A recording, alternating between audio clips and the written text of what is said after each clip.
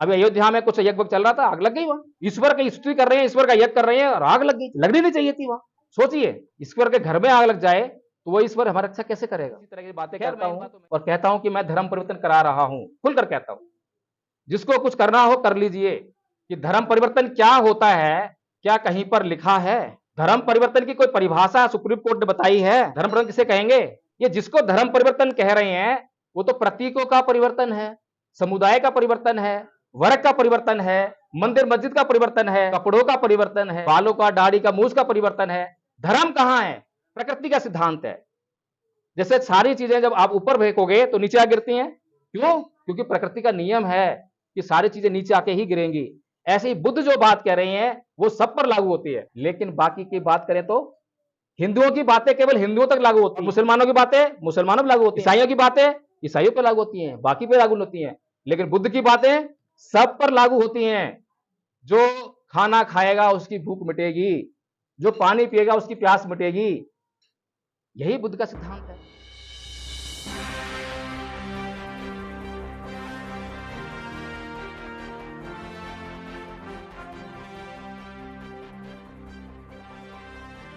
जय भीम, नमो बुद्धाय। मैं एडवोकेट जय भीम प्रकाश दिल्ली से आया हूं और लोग दुखी हैं, लोगों के दुख दूर करने का प्रयास करते हैं। अच्छा काम है या गलत काम है? सभी लोग दुखी हैं तो सबसे पहले तो हमें ये समझना चाहिए कि हम दुखी क्यों हैं। अगर हमें हमारे दुख का कारण पता लग जाएगा तो हम उस कारण को मिटाने के लिए प्रयास करने लगेंगे। कि पेट में दर्द हो रहा है, ये दर्द किस प्रकार का है, पता लगे कि ये दर्द जो है भूख के कारण हो रहा है। तो भूख का इलाज क्या है? खाना। तो फिर हम खाना इकट्ठा करने के लिए प्रयास करने लगते हैं और जैसे ही हम खाना इकट्ठा करते हैं, खाने को खाते हैं, वैसे ही हमारा जो है दुख दूर हो जाता है। लेकिन कोई आदमी अगर ये मालूम पड़ जाए कि मेरे पेट में दर्द हो रहा है और मेरे पेट में दर्द जो है भूख के कारण हो रहा है और भूख का जो निवारण है वो खाना खाने से होगा, ये मालूम हो जाए, लेकिन वो खाने के लिए प्रयास ना करे, यानी खाना इकट्ठा करने का प्रयास ना करे और खाने की एक तस्वीर बना ले। तस्वीर होती है खाने की, खाने की तस्वीर बना ले और उस तस्वीर में बहुत अच्छा अच्छा खाना उसमें बना दे और तस्वीर को जो है दीवार पर चिपका दे और रोज सुबह शाम उसको देखता रहे। जब भी भूख लगे जब भी उसको देखता रहे, तो क्या उसके पेट का दर्द ठीक हो जाएगा? उसकी भूख मिट जाएगी? अभी तो सारे संसार के लोग ऐसा ही कर रहे हैं, ऐसे ही कर रहे हैं ना।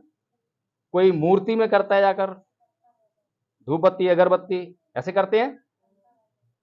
सभी लोग प्रार्थनाएं करते हैं। प्रार्थना क्यों करते हैं? कि कोई हो जो हमारे दुखों को दूर कर दे, इसीलिए करते हैं। अच्छा, आज तक किसी का दुख दूर हुआ है ऐसे? किसी का भी, हिंदू का, मुसलमान का, ईसाई का, कभी केवल उसने जो है प्रार्थना की हो और दुख दूर हो गया हो? कभी नहीं हुआ।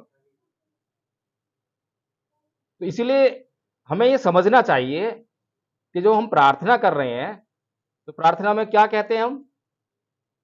प्रार्थना में क्या करते हैं? कोई बताएं, आप प्रार्थना करते हो नहीं करते हैं? अपनी विश रखते हैं। विश मतलब अपनी इच्छा, कि हमें क्या चाहिए, मुझे क्या चाहिए, ऐसा ही है। और क्यों रखते हैं? क्योंकि हमें यह विश्वास है कि जिससे हम प्रार्थना कर रहे हैं वो हमारी विश को पूरा कर देगा। ठीक बात है, विश्वास है कि कर देगा तभी तो हम विश कर रहे हैं। लेकिन अगर ये पता लग जाए कि हम विश तो कर रहे हैं लेकिन वो पूरी नहीं होगी, तो विश करेंगे क्या? नहीं करेंगे। अब सोचने वाली बात यह है कि कोई हिंदू मंदिर जाता है और मंदिर जाकर जो है मूर्ति पर जल चढ़ाता है, दूध चढ़ाता है, धूप बत्ती करता है, अगरबत्ती करता है और फिर वो अपने लिए कुछ मांगता है। कोई महिला होती है, कहती है मुझे बच्चे नहीं होते हैं, बच्चे हो जाएं। कोई युवा है, पढ़ाई लिखाई कर ली है, नौकरी नहीं है, नौकरी मिल जाए, है। इस तरह से वो अपने लिए, अपने परिवार के लिए कुछ कुछ मांगते हैं। ऐसे ही मुसलमान लोग मस्जिद जाते हैं, वो भी इबादत करते हैं, वो भी अल्लाह से मांगते हैं, अपने लिए मांगते हैं। ईसा मसीह को मानने वाले वैसे ही करते हैं, विश करते हैं, प्रेयर करते हैं, अपने लिए मांगते हैं।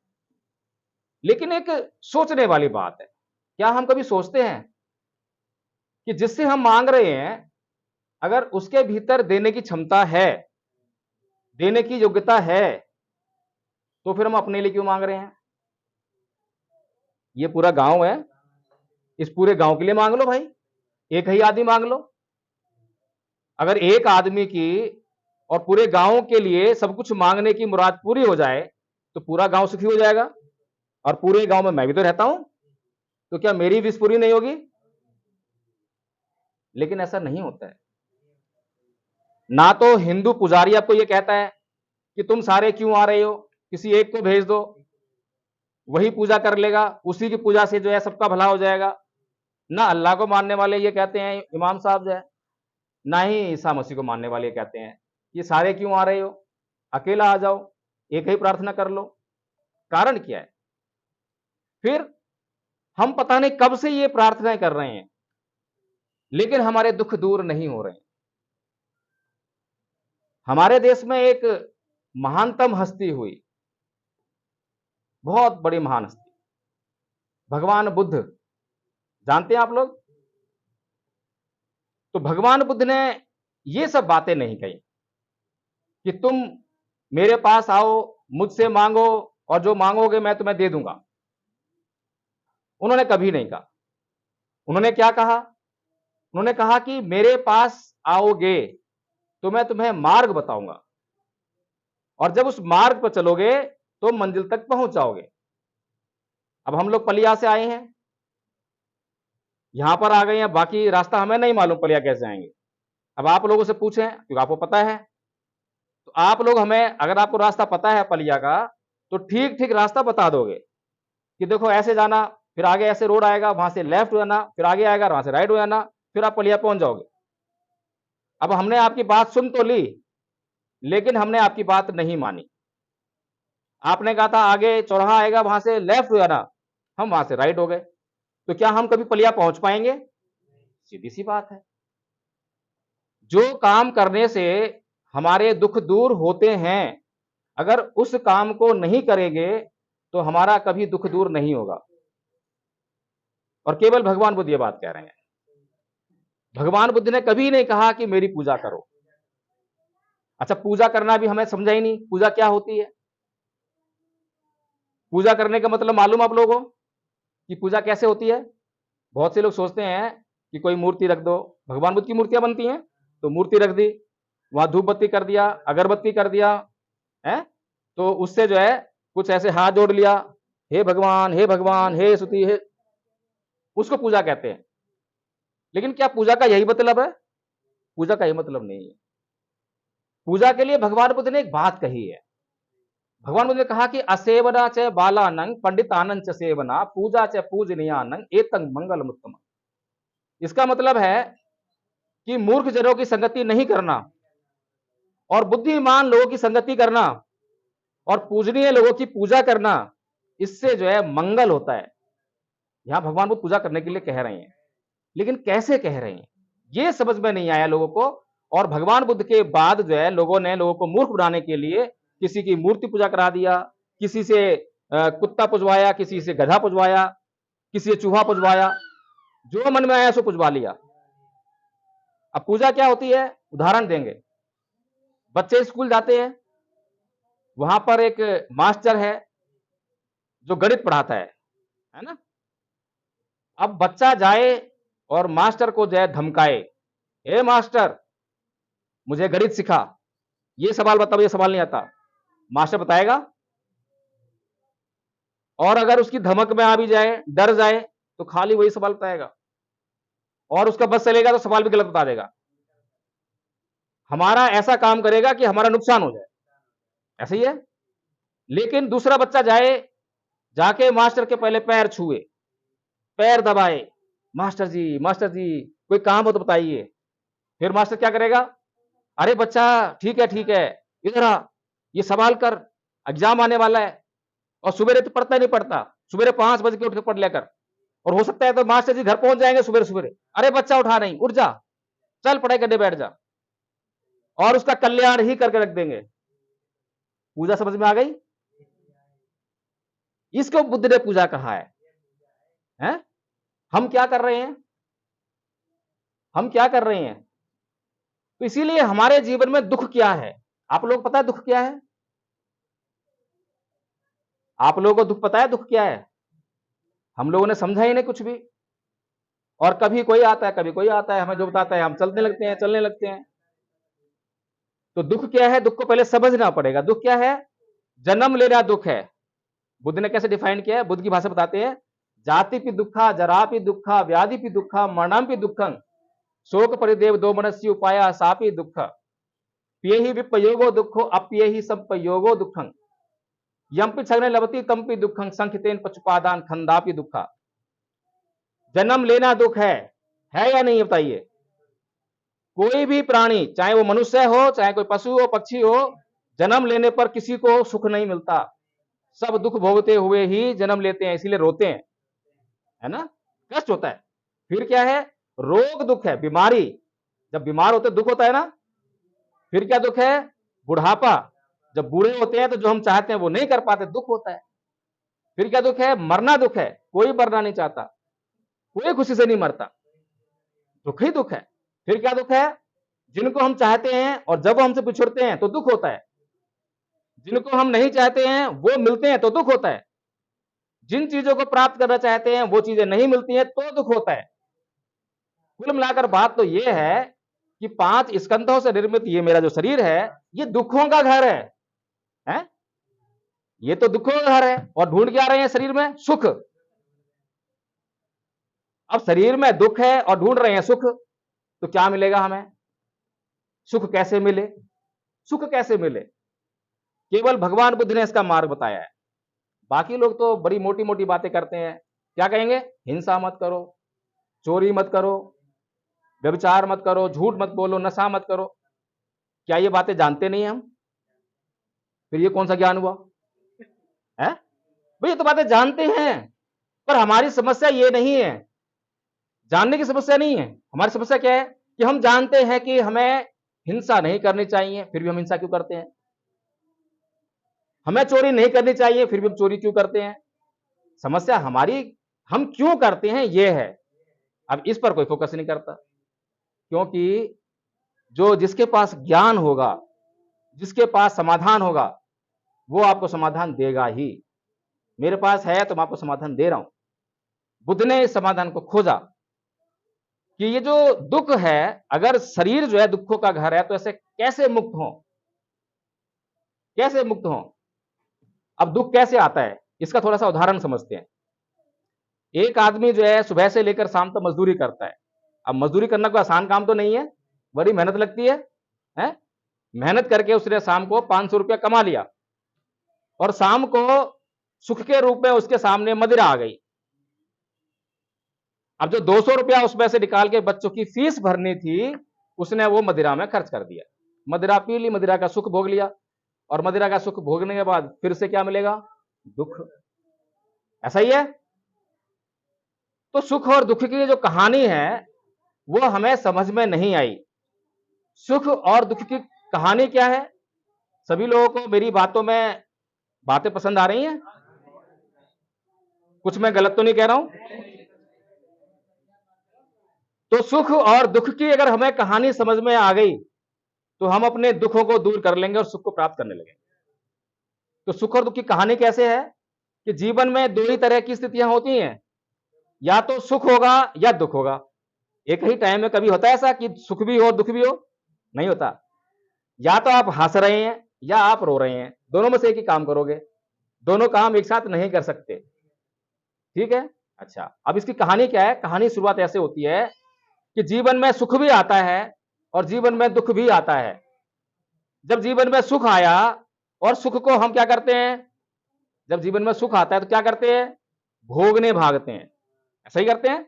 जो भी सुख आया, जैसे कि बच्चे पढ़ने आते हैं और पढ़ते समय उनके पास सुख के रूप में आलस आया,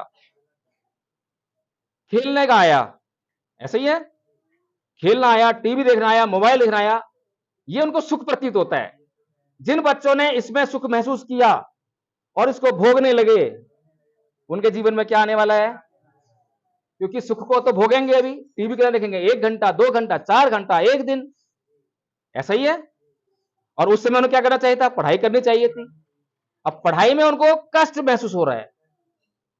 लेकिन जो बच्चे ये बात समझ जाते हैं कि जीवन में गरीबी एक दुख है और गरीबी के दुख को मिटाने के लिए मुझे पढ़ाई करनी चाहिए, मुझे पढ़ाई में मेहनत करनी चाहिए, क्योंकि पढ़ाई करूंगा तो मैं सरकारी नौकरी मिल जाएगी। सरकारी नौकरी मिलती तो क्या मिलता है? पैसा मिलता है। पैसा मिलता है तो क्या होता है? गरीबी दूर होती है। गरीबी दूर मिलती होती है तो क्या होता है? सुख मिलता है। तो सुख मार्ग पाने का मार्ग कहां है? जो हमें तत्क्षण सुख दिखाई दे रहा है, जिसमें हम दुख नहीं देख पा रहे हैं। दुख तो दिखाई नहीं दे रहा ना। बच्चों को जब वो खेलते हैं, अपना समय खराब करते हैं, तो उनको वो जो आने वाला दुख है वो दिखाई नहीं देता। इसी तरह से नाना प्रकार से हमारे जीवन में जिस जिस चीज को हम सुख मान रहे हैं, तो जरा गौर करके देखिए, कहीं उसमें कोई दुख तो नहीं है। अगर हमने किसी भी चीज में ये दृष्टि को अपना लिया, जांचना शुरू कर दिया और हर एक सुख में दुख ढूंढने लगे, तो सावधान हो जाएंगे। हो जाएंगे। उदाहरण दूं एक और उदाहरण देते हैं। शुगर के मरीज होते हैं, शुगर सुना है आप लोगों ने, ये रोग शुगर का है। तो शुगर के मरीज को क्या हिदायत होती है डॉक्टर से? कि मीठा मत खाना, मीठा खाओगे तो तुम्हारे लिए जहर है, मर जाओगे। लेकिन जिस आदमी को मीठा खाने की आदत पड़ गई हो, लत लग गई हो, तो क्या करेगा वो? उसके सामने जब मीठा आएगा तो उसमें क्या देखेगा? सुख या दुख? अगर उसको जानकारी नहीं है कि वो बीमार है और उसको डायबिटीज की बीमारी है, तब तो बात समझ में आती है कि उसको पता नहीं है। वो अनजाने में जो है उस सुख में दुख है और उस दुख को भोगने के लिए मजबूर है। लेकिन जब वो डॉक्टर के पास चला गया और डॉक्टर के पास जाने के बाद उसको पता लग गया कि ये जो मैं सुख ढूंढ रहा हूं जिस मिठाई में, उसमें तो बहुत दुख है, मेरा जीवन ही उसमें अटका हुआ है। तो जो समझदार व्यक्ति होगा वो उस बात का आचरण करेगा। किसका? डॉक्टर की बात का।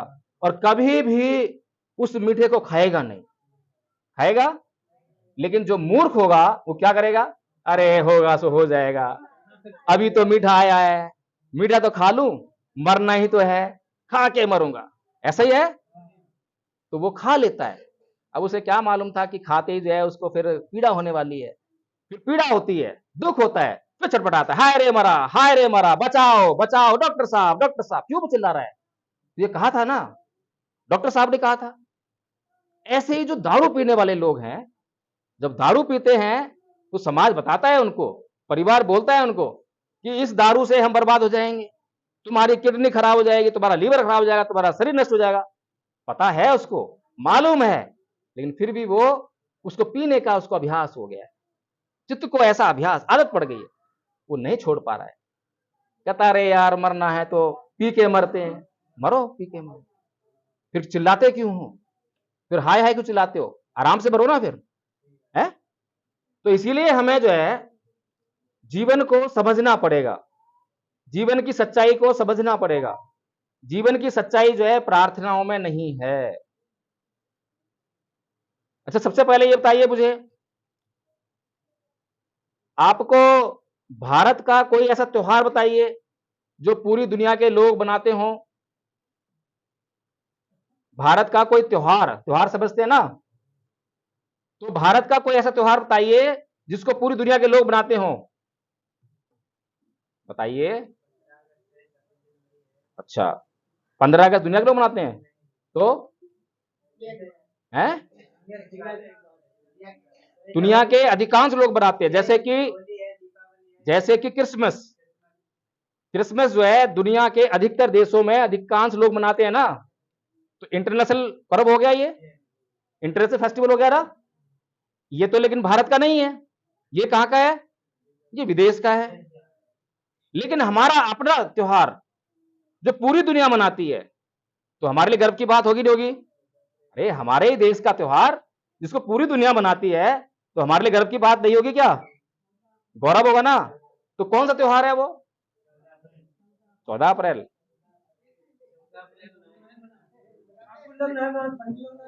नहीं मालूम? चलिए, बुद्ध पूर्णिमा।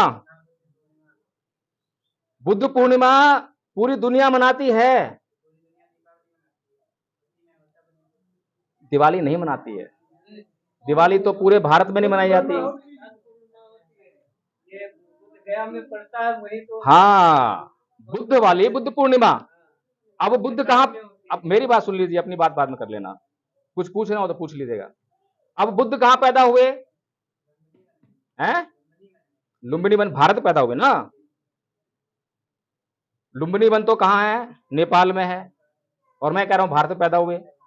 बुद्ध भारत के हैं नेपाल के हैं? हैं? कैसे भारत के हैं? जो पैदा तो लुम्बिनी में हुए थे नेपाल में, तो भारत के कैसे हो गए? इन्हीं बातों को समझना पड़ेगा, क्योंकि हर एक बात में बड़ी गहराई होती है। बुद्ध भारत के ऐसे हुए क्योंकि जो पैदा हुए वो बुद्ध नहीं थे, जो पैदा हुए वो सिद्धार्थ गौतम थे। हैं? और सिद्धार्थ गौतम जो बुद्ध बने, वो बुद्ध कहां बने? बुद्ध गया में। बुद्ध गया कहां है? भारत में। तो बुद्ध का जन्म कहां हुआ? भारत में। सिद्धार्थ गौतम का जन्म कहां हुआ था? नेपाल में। नेपाल में जिसका जन्म हुआ वो सिद्धार्थ गौतम थे। भारत में जिसका जन्म हुआ वो बुद्ध थे। तो बुद्ध भारत के हुए। तो बुद्ध के ऊपर जो है, अगर बुद्ध को पूरी दुनिया मान रही है, बुद्ध के ज्ञान को सलाम कर रही है, तो भारत के लोगों को बुद्ध पे गर्व होना चाहिए या नहीं होना चाहिए? भारत के लोग तो जानते भी नहीं है। फिर बुद्ध ने ऐसी कौन सी बात कही जो खराब है, गलत है? सारी दुनिया के धर्म जो है आपकी आंखों को छीन रहे हैं। आंखों को छीनना क्या होता है? कि जो दिखाई दे रहा है वो आप देख ना पाओ, क्योंकि जो दिखाई दे रहा है और जो आपको देखने से मना कर रहा है, अगर आपने वो देख लिया, तो जो आपको मना कर रहा है कि इसको मत देखो, यानी कहीं ना कहीं उसका स्वार्थ छुपा है। अगर आपने देख लिया तो उसकी पोल खुल जाएगी। ऐसा ही है। एक बात और है कि दुनिया भर के धर्म, जिनको आप धर्म कहते हो, मैं तो धर्म मानता ही नहीं हूं, क्योंकि धर्म में जो है पुण्य होता है, अच्छा होता है। धर्म और अधर्म को हमें समझना चाहिए। तो दुनिया भर के धर्म जो है वो हमें क्या कहते हैं कि प्रश्न मत करना। ऐसा बोला नहीं बोला? ऐसा बोलते नहीं बोलते? प्रश्न मत करना किस पे? धर्म पर, क्योंकि धर्म जो है आस्था का सवाल है। प्रश्न मत करना किस पर? ईश्वर पर, अल्लाह पर, गॉड पर। क्यों? आस्था का सवाल है। ऐसा बोलते नहीं बोलते? लेकिन बुद्ध आपको कभी ये नहीं बोलते। बुद्ध कहते हैं कि बिना प्रश्न किए मेरी शरण में मत आना। बिना प्रश्न करे, बिना अपने संदेह मिटाए मेरी शरण में मत आना। अगर बिना प्रश्न किए, बिना संदेह मिटाए, बिना जांच किए मैं जो मार्ग बता रहा हूं उसकी जांच तो कर लो, वो ठीक है या नहीं है, मैं सही कह रहा हूं या नहीं कह रहा हूं।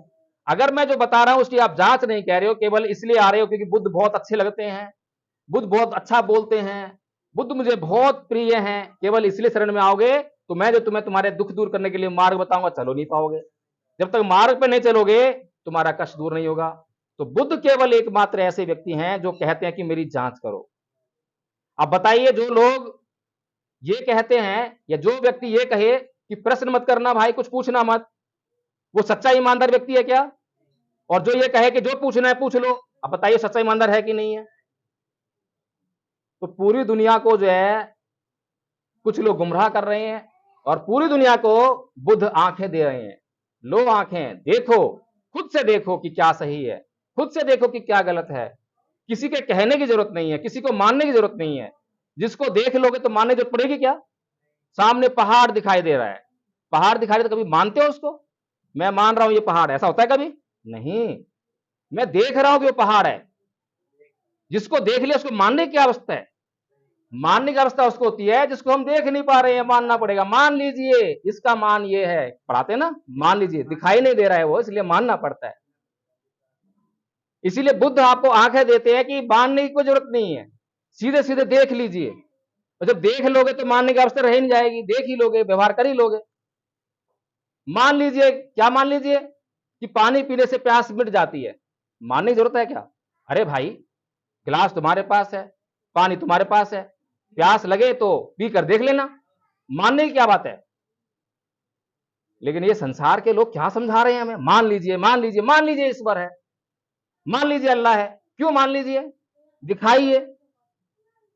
अल्लाह ने हमें पैगाम देकर भेजा है। किसको भेजा है? मोहम्मद साहब को भेजा है। खुद क्यों नहीं आए हैं? खुद क्यों नहीं आए हैं? किसी ने ईश्वर को देखा नहीं, किसी ने अल्लाह को देखा नहीं, फिर अल्लाह और ईश्वर के नाम पे हमें पता नहीं क्या क्या बता रहे हैं। सब कुछ वो बता रहे हैं जिससे हमारा कल्याण ही नहीं हो रहा है। कितने लोग मर गए और सारे क्या बोलते हैं कि जन्म और मरण ईश्वर के हाथ में। ऐसा ही है? ऐसा ही बोलते हैं।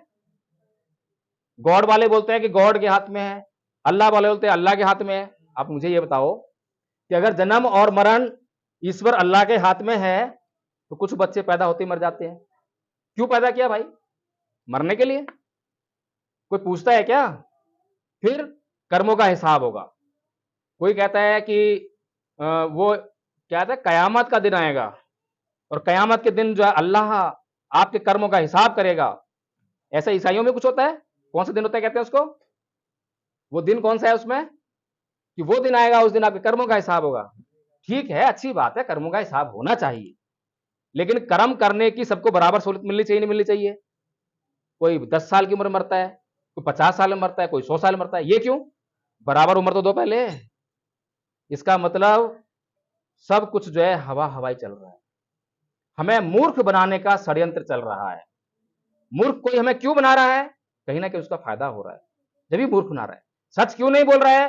क्योंकि सच बोलने पर आप उसमें आस्था नहीं रखोगे।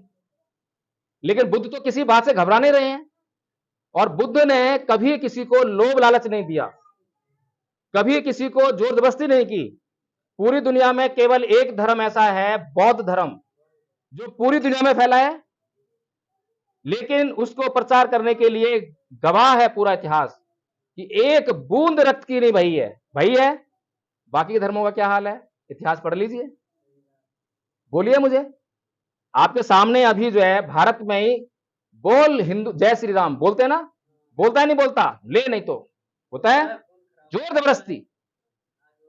मुसलमानों का इतिहास भी है, ईसाई लोगों का इतिहास भी है, जोर जबरदस्ती का है, लोभ लालच का है। तो बताइए, अगर किसी के पास दवा हो और दवा की जरूरत बीमार को है, तो क्या उस बीमार से हमें जबरदस्ती करनी पड़ेगी? बीमार खुद चल के आएगा, मुझे दवा दीजिए। उसका ऑपरेशन करना पड़ेगा, उसको ऑपरेशन में कष्ट भी होगा तो भी हाथ जोड़ के कहेगा कर लीजिए, मुझे सुखी होना है, मुझे सुखी होना है। इसीलिए जहां पर गुण होता है वहां पर हमें लोभ लालच की जरूरत नहीं है, वहां पर हमें किसी भी प्रकार से हिंसा करने की जरूरत नहीं है। वो अपने आप फैलेगा। जरूरत है लोगों की, जरूरत की चीज देंगे लोगों को तो लोग अपने घर ले आकर रखेंगे, और घर में जो जिस चीज की जरूरत नहीं होती है, कबाड़ा हो जाता है, उसको निकाल के बाहर फेंक देते हैं। लेकिन समस्या ये रही कि बुद्ध के धम्म की जानकारी हमें नहीं दी गई। अगर बुद्ध के धम्म का प्रचार किया गया होता तो भारत और पूरी दुनिया सुखी हो गई होती। आज ईरान और अमेरिका लड़ रहे हैं, ईरान इजराइल लड़ रहे हैं, दुनिया में विश्व युद्ध हो रहा है। अब बताइए, आपको मरना पसंद है क्या? दुनिया में किसी को भी मरना पसंद है क्या? लेकिन फिर भी मरने के लिए मजबूर हैं। क्यों मरने के लिए मजबूर हैं? इसी वजह से, क्योंकि सबने सबको प्रार्थना करने के लिए कहा। सभी लोग तो प्रार्थना करने वाले ही हैं जो लड़ रहे हैं। ईरान में मुस्लिम लोग हैं, अमेरिका में ईसाई लोग हैं। तो क्या सीखा आपने धर्म से? धर्म का आपके जीवन में क्या योगदान है? भगवान बुद्ध कहते हैं, नाही वेरेन वेरानी संबंधित कुदाचन अवेरेन च संबंधी ऐस धम्मो सनातनो, कि वैर से कभी वैर शांत नहीं होता, अवैर से ही वैर शांत होता है। अब बताइए, भगवान बुद्ध की ये बात गलत है या सही है? भगवान एक एक बात जो कह रहे हैं वो नेचुरल ट्रथ है, नेचुरल लॉ है, प्रकृति का सिद्धांत है। जैसे सारी चीजें जब आप ऊपर फेंकोगे तो नीचे आ गिरती हैं। क्यों? क्योंकि प्रकृति का नियम है कि सारी चीजें नीचे आके ही गिरेंगी। ऐसे ही बुद्ध जो बात कह रहे हैं वो सब पर लागू होती है। लेकिन बाकी की बात करें तो हिंदुओं की बातें केवल हिंदुओं तक लागू होती हैं। हिंदुओं के बाहर लोग क्या बोलते हैं? मुसलमानों से कहोगे नहीं तो हिंदू की बातें हैं तो हमारे पे नहीं लगेंगे, हमारे नहीं चलती है। और मुसलमानों की बातें मुसलमानों पर लागू होती हैं, बाकी पे लागू होती हैं। ईसाइयों की बातें ईसाइयों पर लागू होती हैं, बाकी पे लागू होती हैं, लेकिन बुद्ध की बातें सब पर लागू होती हैं। जो खाना खाएगा उसकी भूख मिटेगी, जो पानी पिएगा उसकी प्यास मिटेगी। यही बुद्ध का सिद्धांत है। इसीलिए बुद्ध जो है अपने आप को संप्रदाय में नहीं बांटते कि बौद्ध बनिए, बौद्ध बनिए, बौद्ध बनिए, मत बनिए, ज्यादा फर्क नहीं पड़ता। लेकिन अगर आपने अपने दुखों पर काम नहीं किया तो कोई ऐसी ताकत नहीं जो आपके दुखों को दूर कर दे। है कोई ताकत? तो इसीलिए आज आप लोगों के बीच में आने का मौका मिला, आप लोगों से बात करने का मौका मिला। मुझे लगता है कि मैंने जितनी भी बातें रखी हैं आपकी किसी की भी कोई भावना आहत नहीं हुई होगी। हुई है किसी भावना आहत? कुछ लोगों की भावनाएं आहत हो जाती हैं, लेकिन सरकार भी जानती है, कानून भी जानता है कि अगर सच बोलने से किसी का अपमान होता हो तो उसको अपमान नहीं कह सकते। लेकिन अगर आपने किसी को बदनाम करने के मकसद से किसी का अपमान किया हो तो आपके खिलाफ कानूनी कार्रवाई हो जाएगी। मैं जगह जगह जाकर इसी तरह की बातें करता हूं और कहता हूं कि मैं धर्म परिवर्तन करा रहा हूं, खुलकर कहता हूं। जिसको कुछ करना हो कर लीजिए, कोई कानून हो तो लगाइए एफआईआर, बोलिए सुप्रीम कोर्ट से कि करे हमारे खिलाफ कार्रवाई। क्यों? धर्म परिवर्तन क्या होता है, क्या कहीं पर लिखा है? धर्म परिवर्तन की कोई परिभाषा सुप्रीम कोर्ट ने बताई है कि धर्म परिवर्तन किसे कहेंगे? ये जिसको धर्म परिवर्तन कह रहे हैं वो तो प्रतीकों का परिवर्तन है, समुदाय का परिवर्तन है, वर्ग का परिवर्तन है, मंदिर मस्जिद का परिवर्तन है, कपड़ों का परिवर्तन है, बालों का, दाढ़ी का, मूछ का परिवर्तन है। धर्म कहां है? धर्म तो एक ही है। हिंदू धर्म, बौद्ध धर्म, ईसाई धर्म, मुस्लिम धर्म, सबके पीछे धर्म लगा है ना। धर्म तो एक है, लेकिन जैसे धर्म के साथ में हिंदू लग गया, मुसलमान लग गया तो अलग हो गया। यही तो समझने वाली चीज है। जिन अंधे लोगों ने ये कानून बनाया है धर्म परिवर्तन का, उनको पता ही नहीं धर्म परिवर्तन क्या है। वे लोग खुद पागल हैं, वे लोग खुद अंधविश्वास में हैं। वे अपने आप को बचाने के लिए कानून लेकर आए हैं। करिए मुक्त, करिए कंपटीशन, हम आ रहे हैं कंपटीशन में, है? दीजिए कंपटीशन, है हिम्मत तो बताइए ना, करिए धर्म परिवर्तन। आप हमारा करवा लीजिए धर्म परिवर्तन और हमें भी मौका दीजिए करवाने का, हम भी आपका करा लेते हैं। तो धर्म परिवर्तन क्या है? धर्म परिवर्तन समझना पड़ेगा। अभी हमारे दिमाग में क्या है बताइए? आप लोगों में से सारे लोग धार्मिक हैं? सारे धार्मिक हैं? कोई पापी तो नहीं है? सब पापी हैं? अरे आप लोग पाप करते हो? अरे भाई किसी ईश्वर अल्लाह की इबादत करते हो नहीं करते हो? मैं क्या पूछ रहा हूं, आप लोग ईसा मसीह को मानने वाले हो क्या? तो जब भी तो पापी बोल रहे हो। लेकिन पाप और पुण्य क्या है समझना पड़ेगा। देखिए, जब कोई मंदिर जाता है, जब कोई मस्जिद जाता है, जब कोई चर्च जाता है तो वो अपने आप कहते हैं हम धार्मिक हैं। कहते हैं ना? कहते तो आप लोग धार्मिक हो ना? ठीक है। अब आप लोगों में से गाली कौन कौन देता है? सारे गाली देते हैं। अच्छा, गुस्सा कौन कौन करता है? सब करते हैं। अब सवाल यह है, क्या गाली देना, गुस्सा करना धर्म है? क्या है फिर? पाप है। तो बुद्ध जो है आपको यही समझा रहे हैं कि पाप और पुण्य जो है बाहर नहीं है। कबीर ने भी ये कहा ना, मल मल धोए शरीर को, ना धोए मन का मैल, और नहाए गंगा गोमती रहे बैल के बैल। है? तो बुद्ध वही वाली बात कर रहे हैं। बुद्ध क्या कह रहे हैं कि सारी बीमारियां तो आपके दिमाग में है। काम, क्रोध, मोह, लोभ, द्वेष, तृष्णा, ईर्ष्या, राग कहां पर है? दिमाग में है। दूसरों की गलतियां तो हमें दिखाई देती हैं, लेकिन अपनी गलतियां हमें दिखाई नहीं दे रही हैं। तो शुद्धता कहां से शुरू होनी चाहिए? यहां से। अब दूसरी बात, मान लीजिए मैंने आपको गाली देना सिखा दिया, आपको सिखाया गाली देना। अब आपके पास ये 3 लोग बैठे हैं, क्या सिखाओगे इनको? गाली देना सिखाओगे ना? और मैंने आपको गाली नहीं देना सिखाया कि गाली मत देना, तो आप इनको क्या सिखाओगे? इसी तरह से दुनिया में पाप और पुण्य बढ़ता है और फैलता है। तो हम जब खुद को शुद्ध कर लेंगे, खुद के भीतर से जो है सारी ये बीमारी को निकाल देंगे, तो हम अपने जैसा ही समाज चाहेंगे। अब मान लीजिए कि मैं तो जो है शुद्ध हो गया, मैं तो गाली गलौज नहीं करता हूं, मैं तो किसी को मारपीट नहीं करता हूं, लेकिन मेरा पड़ोसी जो है गाली गलौज करता है, मारपीट भी करता है, हथियार रखता है, ये वाला भी, वो वाला भी, वो वाला भी, तो मैं सुरक्षित हूं क्या? तो अगर मैं अपने अपने तक करता रहा और समाज में काम नहीं किया तो मैं खतरे में हूं। तो कोई भी व्यक्ति जो है अगर अपने लिए ही काम कर रहा है तो बड़ी मूर्खता कर रहा है। इसलिए हमें अपने समाज का भी निर्माण करना चाहिए। जब मुझे ये बात समझ में आ गई तो मैं दिल्ली से चलकर आप लोगों के बीच में आया हूं।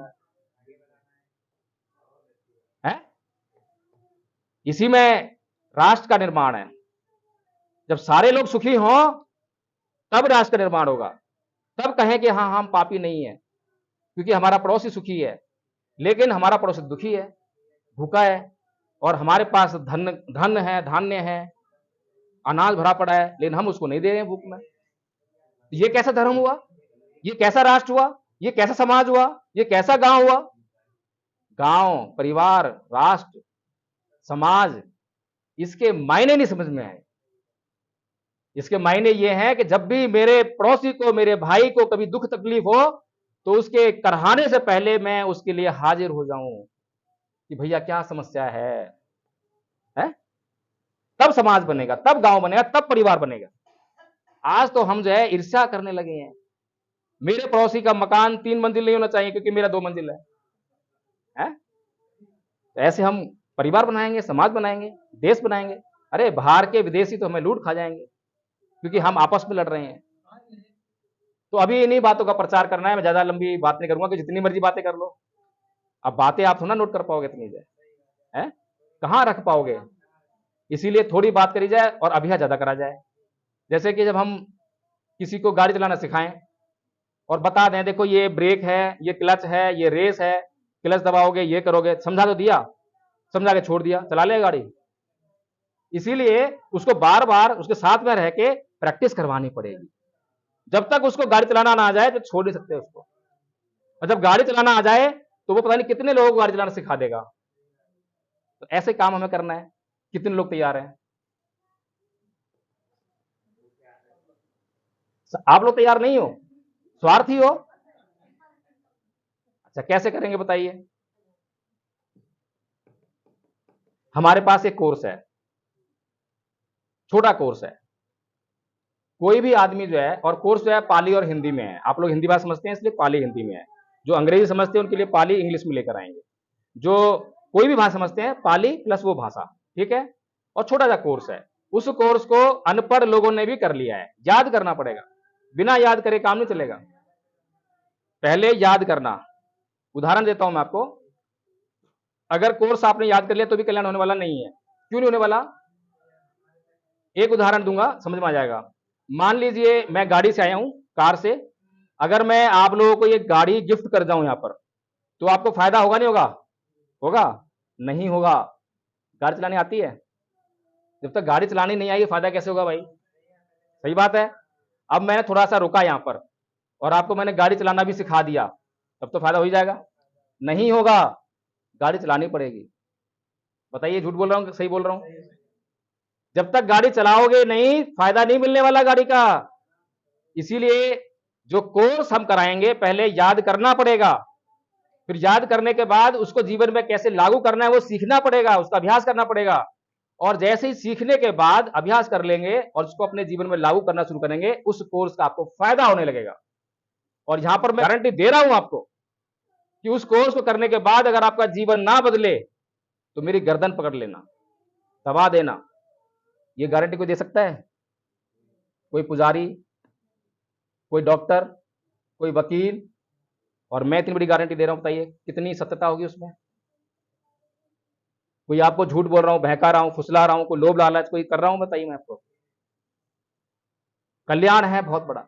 अगर आप अपने जीवन में कल्याण चाहते हैं तो वो कोर्स कर लीजिए। जब आप वो कोर्स खुद को याद कर लेंगे तो एक बात निश्चित हो जाएगी कि अगर आप अप्लाई नहीं कर पा रहे कोई बात नहीं, अपना तो नुकसान हो रहा है, लेकिन आपने दूसरे को सजेस्ट कर दिया कि देख भाई ये कोर्स कर ले, फायदा हो जाएगा। उसको समझ में आ गया, उसने कोर्स याद कर लिया, अप्लाई करने लगा, उसको फायदा होने लगा।